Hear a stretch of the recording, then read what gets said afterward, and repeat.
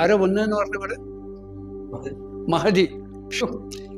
നമ്മൾക്ക് ഒരു മഹദിയും വേണ്ട, ഒരു മുഹിയത്തിനും വേണ്ട, അജ്മീർ ഖജ്ജും വേണ്ട. നമുക്ക് അള്ളാഹും റസൂലും മാത്രമാണ് വേണ്ടത്. ആണോ?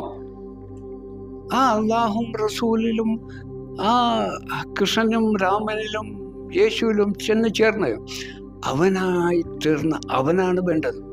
അതിൻ്റെ ഇടയിൽ വേറെ പേര് വേണ്ട.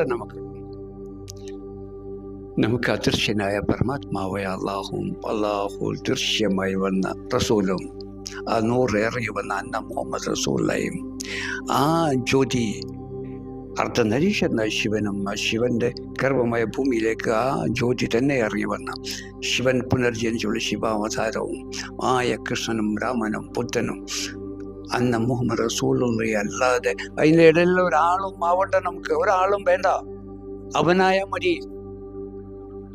പിന്നെ ആ തരീക്കത്ത് ഈ തരീക്കത്ത് മറ്റേ തരീക്കത്ത് എന്ന് പറഞ്ഞാൽ ഇതിനെ നമുക്ക് അള്ളയും റസൂലിൽ റിയലായിട്ടുണ്ടാവും അവിടെ വേണോ?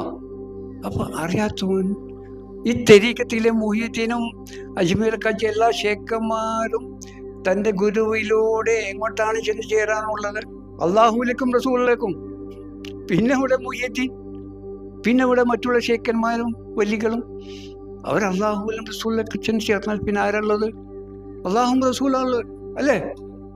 പിന്നെ ഇവിടെ ബാബയും നിങ്ങളും മുഹിയദ്ദീനും അറിവ് അച്ഛതാണ്, അറിവില്ലായ്മയാണ്. അവര് നിലനിൽക്കുന്ന അറിവിയുടെ തലാണ് അവർ സംസാരിക്കുന്നത്.